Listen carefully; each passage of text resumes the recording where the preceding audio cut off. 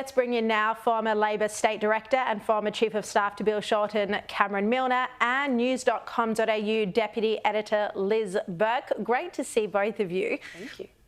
Well, let's have a look at Labor's social media ban for kids. Now, this was originally a policy that Peter Dutton first suggested, but now there are key coalition figures like Alex Antic and Matt Canavan who are expressing concerns, and they also say they're not going to vote for the laws. Have a look. I don't think it should be passed this week. I don't understand the haste here. It is a joke, it is an embarrassment, and we should pause this, extend the inquiry, and let's take a bit more time to consider this world-leading legislation. So I don't support it. I don't think the words ban and media should ever be in a sentence together. I'm concerned about a whole range of issues. The creep is one of them. The powers given to the Commissioner.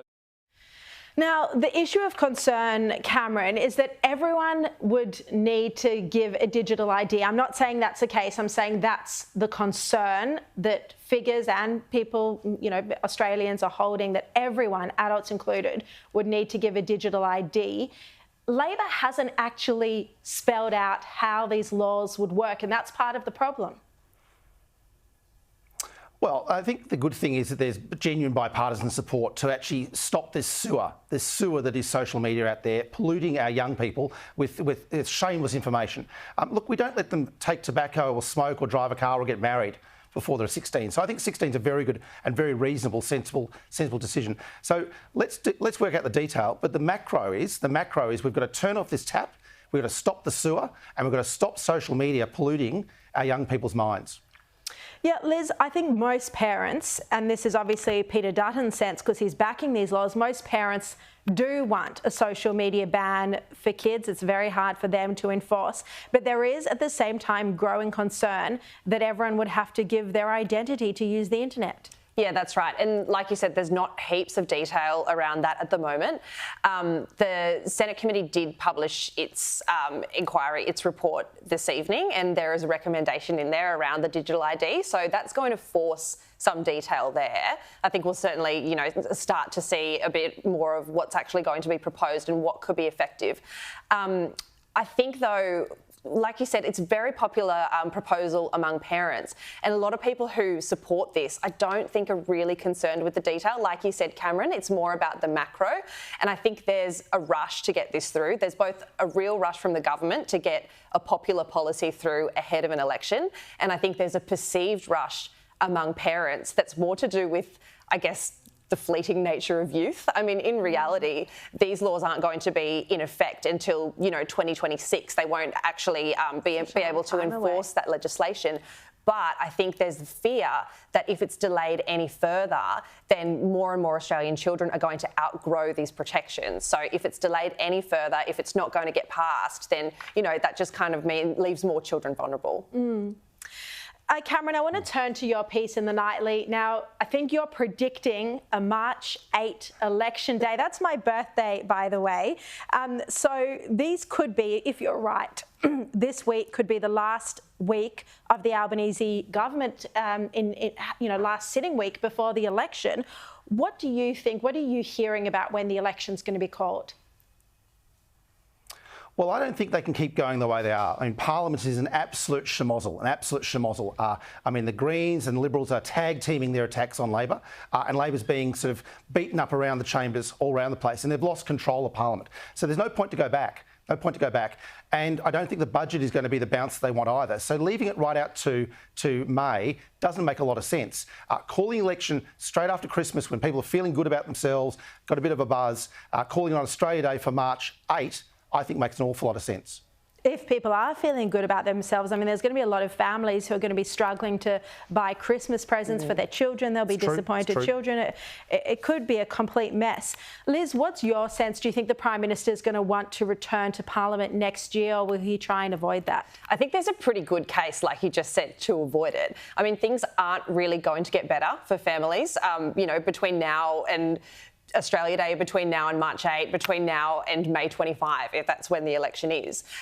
Cost of living's not going to go down, affordability's not going to get any easier. Things are likely to get worse for families. The only sense in holding out would be maybe if they're banking on, a rate cut, but that's, you wouldn't put your money on that now. It's not going to happen. It's certainly not going to happen before March. It's very unlikely to happen before May. And we know also that the budget is slated for May 25 with the numbers that they've got to work with. March 25 with the numbers that they've got to work with. It's going to be really, really difficult to produce an election-winning budget. So if they can avoid that altogether, then that's probably an advantage. Yeah, Cameron, what do you reckon about this? Because Jim Chalmers has delivered 2 surpluses, a huge feat. The coalition wasn't able to deliver a surplus, but the next budget will be in severe deficit. So do you think they're going to want to avoid that, or they're just going to have the budget and argue that, well, they delivered 2 and the coalition didn't? Well, I think it's good that we got surpluses, but I don't think voters who are under massive crisis, cost of living crisis, really particularly care about that. They do care about Labor debt and deficit, though, and they'll care about the fact that Chalmers in March next year has to tell everyone that inflation's going back up again.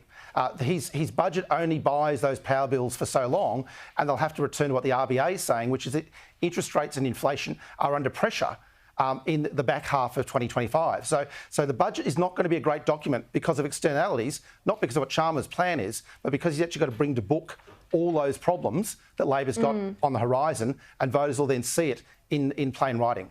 And Liz, Dutton does still have the edge. The coalition traditionally has the edge on economic management, but I mean, that's even exacerbated given the extreme cost of living crisis that Australians are going through.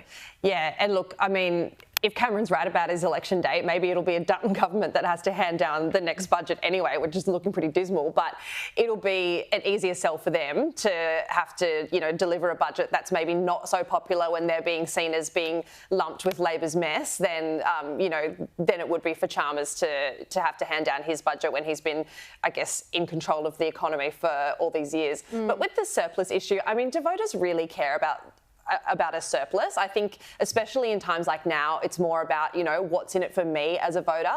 I often see the surplus as, governments crowing about having all of this excess amount of money, although that's not really exactly what it is. It's almost like, if you're working at a company and they're announcing delivering massive profits for their shareholders, but as an employee you're going, well, where's my pay increase? Do you know what I mean? Like, I don't think a surplus is as impressive and as much of a vote winner People as worry maybe about governments do. Their own family budget. Yeah, exactly. First and foremost, completely. Cameron, question without notice, as they say. Do you think there's any chance Albanese will be rolled before the next election? Ooh. Well, that's the other reason for not coming back, because the last opportunity for caucus to neck him this year was yesterday, unfortunately. So if the Labor comes back, there'll be 4 more caucus meetings and 4 more opportunities. So going to election before Labor caucus can actually review him might be a good thing. And there has been some chatter about Tony Burke being a little bit ambitious. Burke has always been ambitious, blindingly ambitious, and is the sort of guy who would actually roll the dice on a leadership.